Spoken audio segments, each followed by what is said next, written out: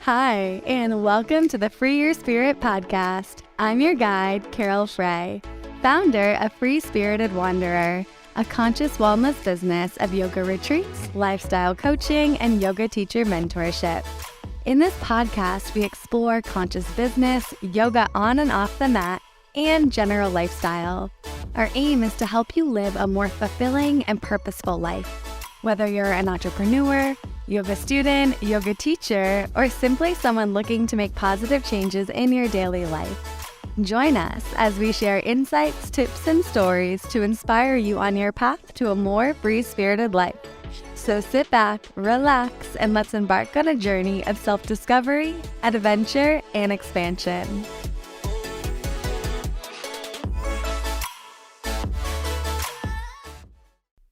Hello, everybody, and welcome back to the Free Your Spirit podcast. I'm your host, Carole Frey.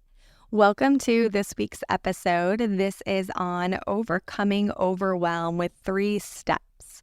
So this topic of overwhelm is a very, very personal subject to me. It's something that I have struggled with for a long time, and I've really been actively working on getting a handle on this, because I really have just started to see, the negative effects that it has on my life, specifically my body, my mind, and just, how I move through my days. And, it's something I finally realized. It was almost like this felt normal to me. It felt normal to feel overwhelmed. And, I'm trying to build my dream business and I'm doing all these things. So yes, of course, this is natural. And while it is natural, I realized it wasn't something that needed to be my reality. It wasn't that I didn't need to feel this way. I don't have to feel this way. And I started to realize that I wasn't really doing anything to get a handle on this overwhelm. I was just kind of saying, okay, yep, this is natural, this is normal, this is here. Okay, let's move on. So instead, I wanted to really the past few months, I've been trying to get really clear on how I can start to overcome some of these feelings with some of these, tools and practices that I have. And, I've talked to so many other people that also deal with overwhelm, right? I think it is very common. I know I'm not the only one. I think especially within this day and age. And, it's hard to be a human. We have a lot to do. We have just all these daily tasks, right? Our to-do list, these things, cooking, cleaning, working, maybe taking care of kids, and then trying to find time for ourselves and pleasure and, fun. And it's really hard to find a balance of everything. So what happens is we kick into this overwhelm. Now, overwhelmed, this is basically when everything becomes too much. It just starts to feel like too much and we don't think we can handle it. And what comes from this is a fight or flight response, which is when we're in our sympathetic nervous system, that is our fight or flight response.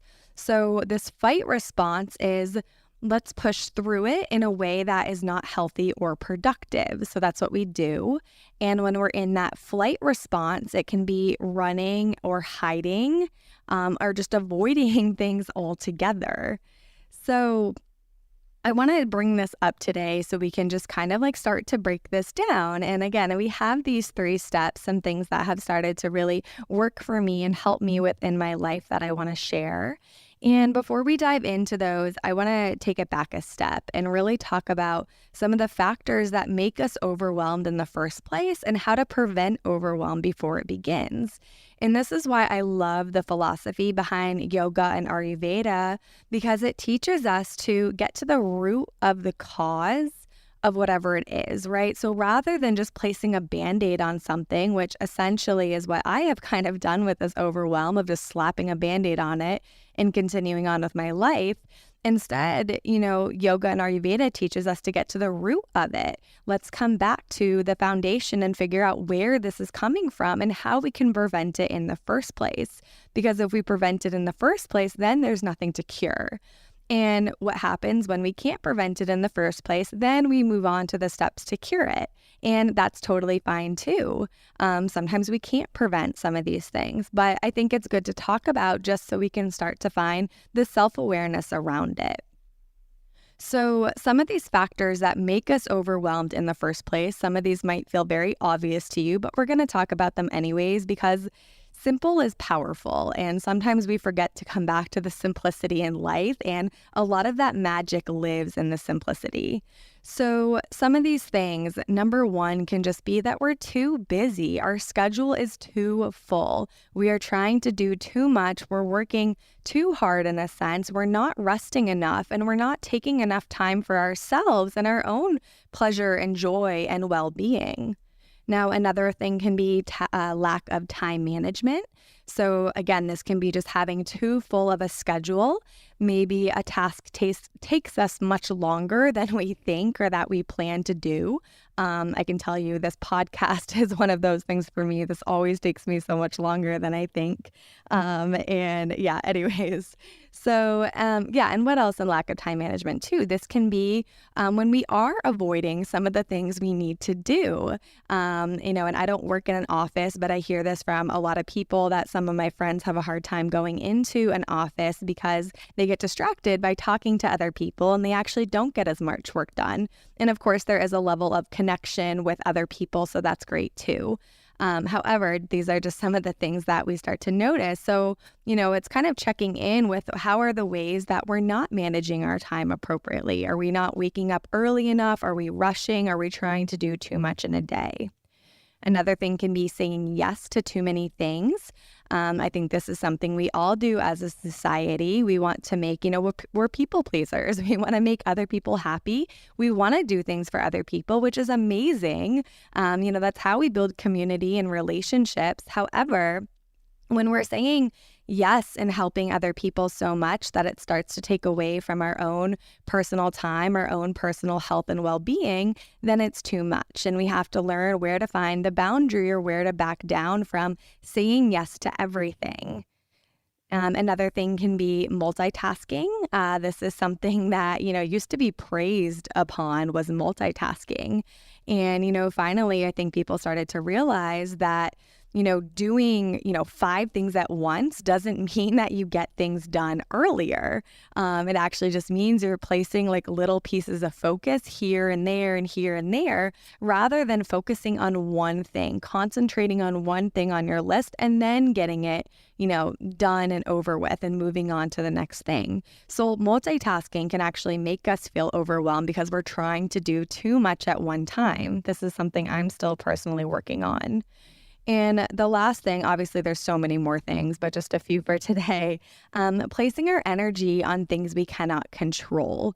This can be kind of, creating these stories in our head, or, if there is a situation or a scenario that comes into our life, I think it's really easy to kind of get attached to that, to kind of, wallow in that, find some sorrow in that. And we kind of waste our energy on that in a sense. This can also be, creating stories within our life. I've done this before too, of thinking like, oh, if X happened, I would respond this way. And this puts us in a fight or flight mode, right? Thinking about something that hasn't even happened yet, creating the story around something. And again, that fight or flight mode is going to increase our stress levels. So it's going to continue to make us feel more overwhelmed within our life. So these are just a few things. And then moving into how to prevent overwhelm before it begins. So honestly, this is addressing the above. So the very first thing, like how to prevent this, could be checking in with your schedule. Are you doing too much? And is there anything you can drop? So a lot of this is just like kind of contemplation for yourself as well. But what are things in your schedule that maybe are no longer serving you, or where are you saying yes too much? So this is also setting boundaries that support your personal well-being, saying no to more before you even have to reschedule. And, this is hard because I see this so much today, and I'm a big believer in boundaries, and I think it's kind of a newer topic. When I was a kid, no one talked about boundaries. So, it's hard because I see so many people that, cancel things or reschedule, even if it's something with friends, because they're not up for it or something comes up. And yes, this absolutely is a way of taking care of yourself and knowing what you need. However, there's also an element of finding this integrity with our word, right? If we end up rescheduling something too much, canceling things too much, then we become unreliable. And that can also hurt a relationship or a friendship as well. So I think there's something to be said first about saying no to more before we say yes, and then being like, shit, this is too much for me. I need to say no now. And again, it happens and it's going to happen. And this is how we learn. Again, I've done this before too. I did this recently with a workshop I wanted to do. And I realized that I had too much going on with these retreats that I wasn't able to pour in the time and energy that I would have wanted to into this workshop. And I started feeling myself getting really overwhelmed, getting really stressed of all the things I had to do. And I realized that I hadn't started this workshop yet. We just talked about a date. And for me, that was the thing that I could drop.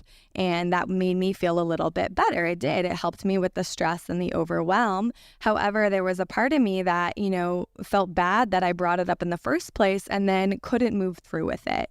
And again, now that this experience happened, I know this, and I'll be more mindful next time of okay, Carole, let's check in with our schedule. Let's see if you already are trying to do too much.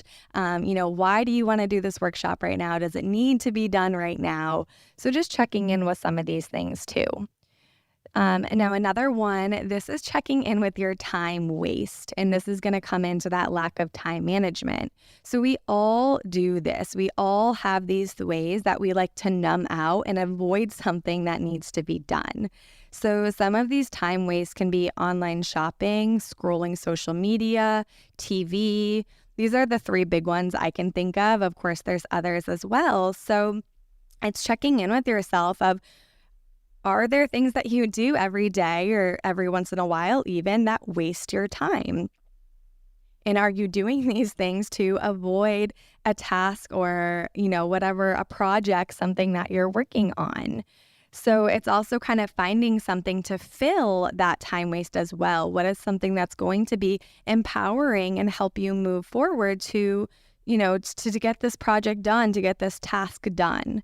So that's another way to check in with yourself. And then the other thing of how to prevent this overwhelm before it begins. So again, we have checking in with our schedule and setting boundaries, and then checking in with our time waste. And the last one, I kind of talked about this before too, is just are you spending your time thinking on what you cannot control and ultimately feeling stressed from it? So this is just really a great way to check in. Are there stories that you're creating?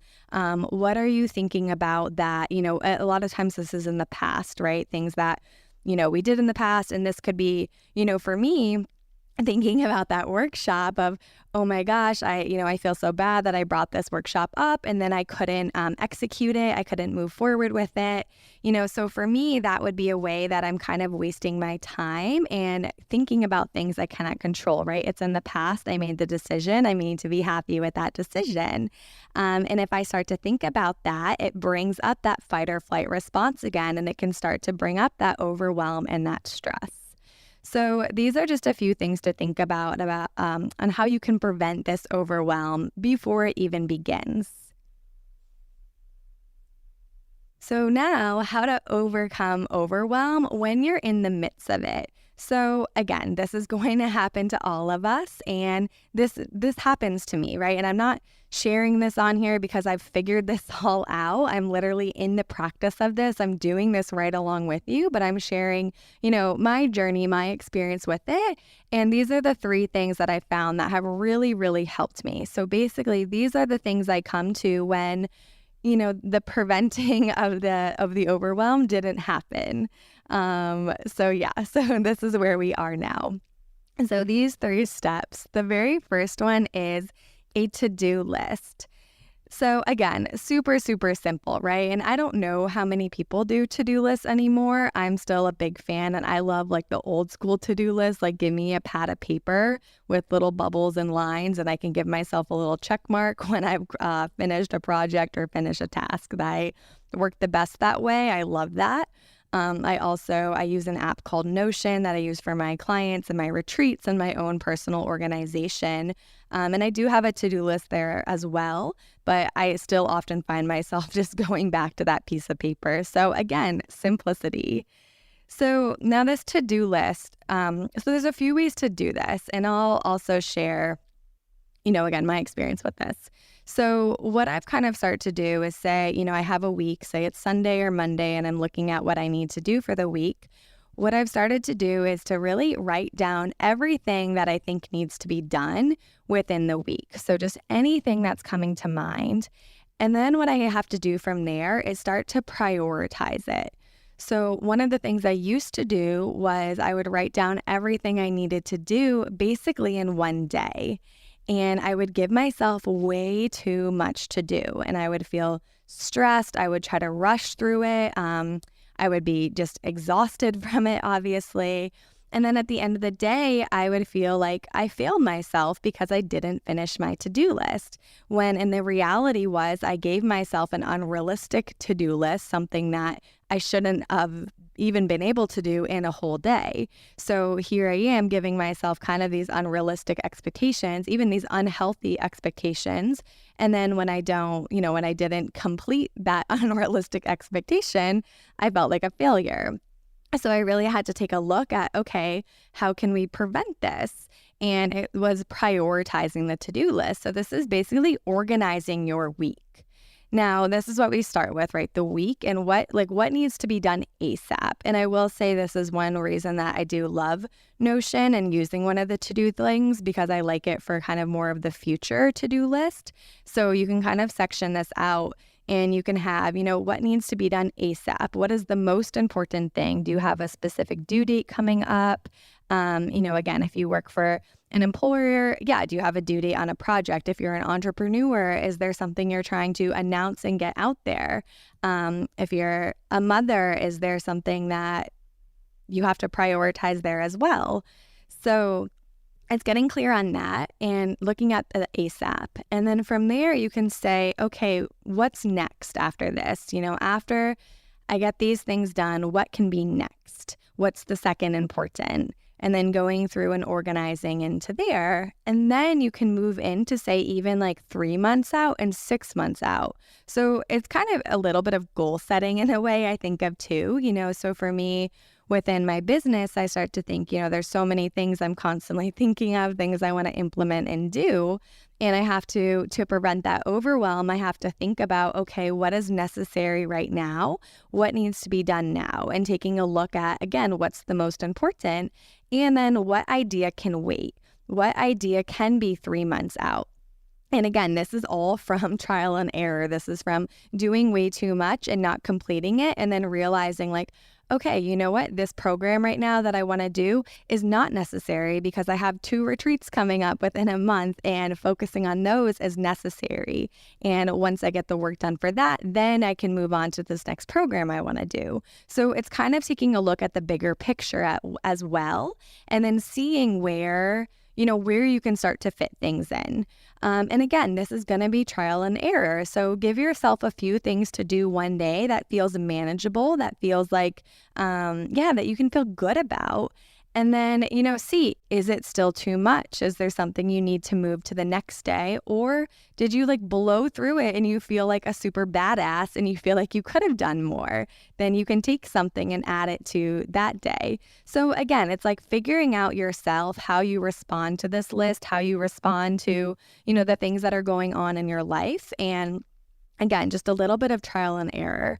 Now, another thing, this would kind of be a bonus within this to-do list and prioritizing, would be asking for help. And this is something that is also a new topic for me. I have not been great about asking for help. And, especially as someone who has always been in entrepreneurship and has always wanted to have my own business. And, I never really asked for help. I kind of got in this mindset of, oh, I can do it all. I'm independent. Yada, yada, yada. I'm sure some of you know that story and have played that record as well. So this is a new topic for me of asking for help, and again, do I need help unloading the dishwasher? Do I need help with a task on my list that I can't get to?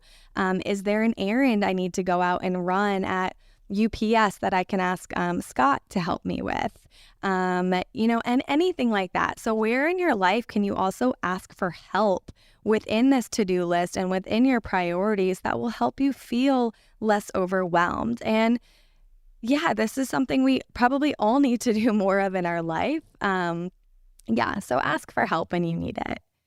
And number 2, so this is something of so this is step away or go for a walk.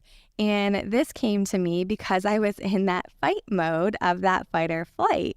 And when I was overwhelmed, I would just try to push through it. I would just try to keep going. And then I would start multitasking. I would start working on all these different things, doing all the things, not getting anything done, getting like 3 things halfway done or a fourth of the way done, and just feeling chaotic inside, feeling not so good.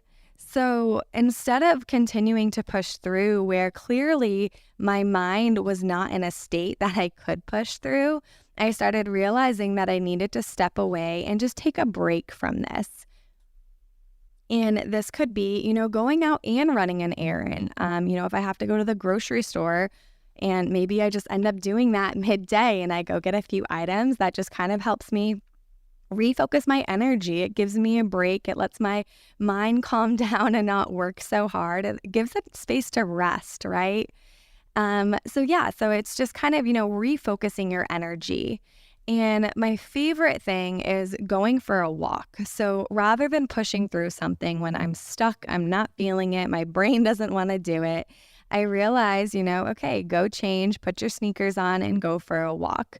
And just getting outside, right? Getting outside in Mama Nature, in that fresh air, even if it's like 95 degrees here, which it has been lately, feeling the sun on my face, even seeing other people that are walking or exercising, smiling at them.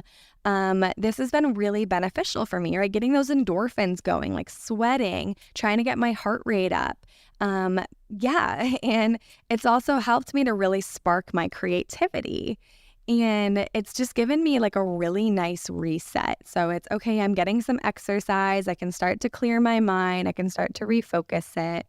And now when I go for a walk, when I'm feeling really overwhelmed and I need a break, I typically will not listen to anything. No music, no podcast. Sometimes I'll bring my phone just to have it on me. But I just try to have this quiet. I try to really immerse myself in nature to hear the birds, hear the wind, hear other people walking or running, whatever it is. I watch the little bunnies hop around and the squirrels. I hope that there's no snakes out anyways. So it just helps me to kind of like reset and to really just be with myself. And I often find when I come back, I'm ready to work on this project again. I'm ready to sit at the computer or I'm ready to record a podcast because I've given myself that rest and that reset. And this has honestly just been one of the most beneficial things for me.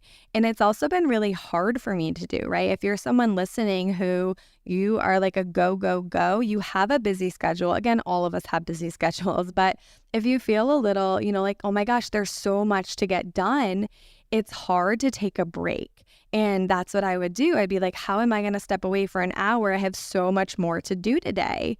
And then again, just realizing that it wasn't productive to just sit at my computer for an hour, kind of stressing, researching other things. This is when I would find myself online shopping or maybe like texting a friend to say, hey, what's up? Basically doing anything to avoid it, right? So instead, okay, let's do something productive. Let's do something productive for my well-being, really. And when I say productive, that doesn't always mean like working, right? It doesn't always mean accomplishing something in that manner. But I do think like productivity is also focusing on our well-being. Like, again, for me, going out and taking a walk is more productive and healthy for my well-being than sitting and online shopping. Okay, so I'll leave it at that. And also this can be something else for you. It can be just moving your body any way that you like to. Like maybe you get up and have a dance party, do some jumping jacks, go for a run, go find a yoga class, anything that basically just kind of gives you a break from what you're working on and, just helps you refocus on what you're doing. All right, so number 3, This is svadhyaha, which is self-study. So this is a term that we use within the 8 limbs of yoga. So we have the yamas and the niyamas, and this is under one of the niyamas, which are these inner moral observances. They're essentially our relationship with ourself. So traditionally, this self-study meant studying ancient scriptures, studying the yogic text. But today, really, what it also means is studying ourself. And honestly, this is what we talked about early on too. So when we talked about the factors that make us overwhelmed and how to prevent overwhelm before it begins, that is svadhyaha, because we are connecting with ourselves. We're checking in with ourselves. We're building that relationship. We're building that self-awareness and recognizing what we need to let go of and what we need to create space for. So one of the things you can think about it, within this realm as we're trying to overcome this overwhelm is asking yourself, what is important to you?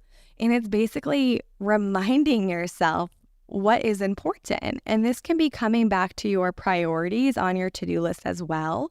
This can be coming back to your why. Why are you building this business? Why are you working this job? Why are you doing the things in your life that you're doing? And it's just that simple check-in there.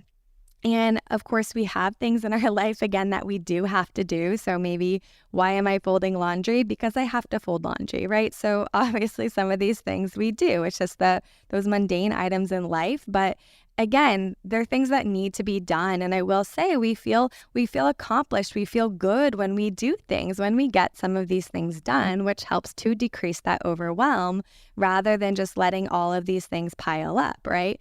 And a lot of the things, for me, when this overwhelm does really start to pour in, it's because of some of the household items. It's, oh my gosh, I have to do the laundry. I haven't cleaned my sink in a while. I need to wash the sheets. I need to cook a healthy meal or whatever it is. And that's when some of these things start to build up for me, because I'm like, okay, I have to take care of, my home. I have to take care of myself. I have to take care of just the things in life that we typically have to take care of. Anyways, so yes, that why is sometimes just because I have to, and that's okay too. But, when it comes into, the exercise that you're doing, the practices you're implementing, the job you have or the career you're building, the relationships you have, it is coming back to that why and what is important to you and reminding yourself why this is important in the first place. And another question I really love within this is, what is the best use of my time and energy? So I think this really ties in a lot of the stuff that we're talking about, right? So especially when you're kind of looking at your schedule and starting to see, are there things that no longer serve me anymore? And is it time for me to let those go and create space for the next step in my life? And this feels really, really scary.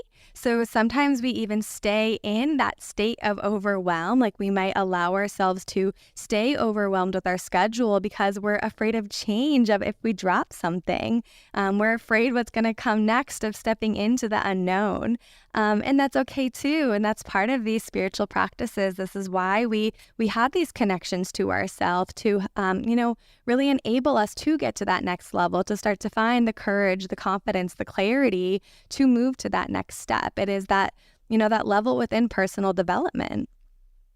And another thing you can ask yourself, really along with what is the best use of my time and energy, it's also checking in, do my choices align with my highest self? Does online shopping align with my highest self? Does scrolling on Instagram align with my highest self? And sometimes the answer might be yes, and Instagram can be an inspirational place. You can learn a ton on Instagram. There's a part of me that really, really loves Instagram. I love the connections, the relationships I've built. And then there is a very negative and toxic side of it, right? So it's holding the duality of the both. And this is a whole nother topic of Instagram and social media, but it is checking, so if you're scrolling on social media, are you on there to learn? Are you on there just, are you getting, diving into this, into the toxicity of it or the gossip, the drama?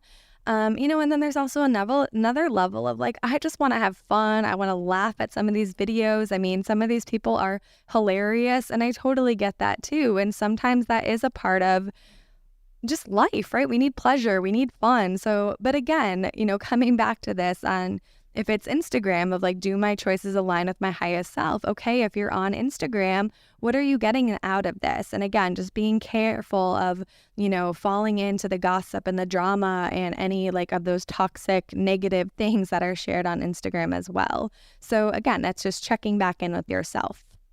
And now some of these contemplative practices that you can add in as well are meditation, mantra, so this is chanting or prayer, and pranayama, so different breathing practices, really expansion of the breath. And what some of these practices do, they are contemplative practices that are a part of this self-study, and they really help you clear old energy and thoughts and create space for that newness to flow in. And another thing too, something that's helped me so much is this practice of meditation. And again, rather than pushing through something when my mind is filled with so much and there's just a lot going on, again, I've realized instead of working through that, I need to pause. I need to sit in silence. I need to find stillness so I can, check back in with myself and hear my own inner wisdom. And that is how we hear our inner teacher. That is how we are guided by our intuition, how we connect with our authentic self is that stillness and that silence. So that meditation, it can be a really, really great practice just to get you back on track. And that mantra, the chanting, is also a great way to refocus your energy in the direction you want to go. If you're feeling very stressed, coming back to a mantra, chanting with a mala. I'll have to do a separate episode on that because there's so much to it, but mantras are very, very, very, very powerful. They're just amazing tools, and they really increase the vibration within you and the vibration on the planet. So this is another great way, right? When we have this higher vibration, we're in this state of calm, of ease, feeling grounded. We don't feel as chaotic, as stressed, as overwhelmed. And then same thing with that pranayama, it clears out this old stagnant energy within the body so we can create space for this new energy. And again, that'll have to be another separate episode to dive really deeper into that. So these are the three things. And again, there's so many more things, so many other things. And, maybe even this just helps you kind of like spark something within you of another step or something else you can do that's maybe similar, or this just inspired you to think of that. That's amazing too, right? All of this is finding something that works for you. And again, so what we do have is this. So number one would be creating a to-do list. And then within that to-do list, prioritizing your to-do list. And then checking in with where do you need help. Okay, number two, this is just taking a break, stepping away from what you're doing, going for a walk, anything that will just help you like reset your mind and come back to what you're working on. And then lastly, we have the svadhyaya or the self-study. So what is important to you, coming back to your why, what is the best use of your time and energy, and do your choices align with your highest self and with where you desire to go. Now, lastly, think about some of the outcomes you will experience as you practice these three steps, right? Anything we do in life, we really do because there's a feeling behind it that we're trying to cultivate. So it's really important that we tap in and tune into this feeling and have an understanding of how do I want to feel within my life? And, typically what these practices will bring you is more ease. You'll feel more grounded. You'll feel at home within your body and really a sense of control over your life. This is how you claim that this life is yours. It's not being a victim of the circumstances. It's not, just being like, oh, everyone's overwhelmed. This is natural. Okay, this is fine. Like, just I'll let this be my reality for the rest of my life. Like, no, this is okay. I'm going to get a handle on this. I'm going to figure out what I need to do to better myself, to move past this blockages and these things that are holding me back from really stepping into my full potential. Okay, so now what you want to think about within this is ask yourself, how do I want to feel? And how will getting a handle on my overwhelm enable me to feel that way? So again, asking yourself, how do I want to feel? And how will getting a handle on my overwhelm enable me to feel that way? So another contemplative practice that I'll leave you with, but again, it's just always great to come back to these feelings and even know why you're doing this in the first place, right? If you decide to implement some of these steps, if you decide to bring this into your life, know your why behind it. Don't just do it because I'm up here on an episode or on this podcast with this episode today. Like, do it because you connect with it. This means something to you. You know that it's going to help you, connect to your highest self and help you to accomplish your desires, your goals, your dreams. So yeah. All right. And, again, there's so many other things that we could talk about within this. Maybe we'll do like a part 2 down the road as well. But I think this is just a really great, way to start, some food for thought on how to overcome this overwhelm, finding this self-awareness, getting clear on it. And also reminding yourself, I guess the last thing I'll say is, this overwhelm. So like when we said before, this is when it feels like things are just too much and we can't get a handle on it. So this is like when these obstacles are put in our way and we don't think we can overcome them. We don't think we can move past them. And I want you to remember that. Remember that you can, right? Like anything that is put in your way has been put there for a reason. It was put there because God, Goddess, the universe, highest self, whatever that is for you, whatever that higher power or your understanding of the divine is, that was put there by them because they knew that you could overcome that. They knew that you could handle it and that you could get beyond it.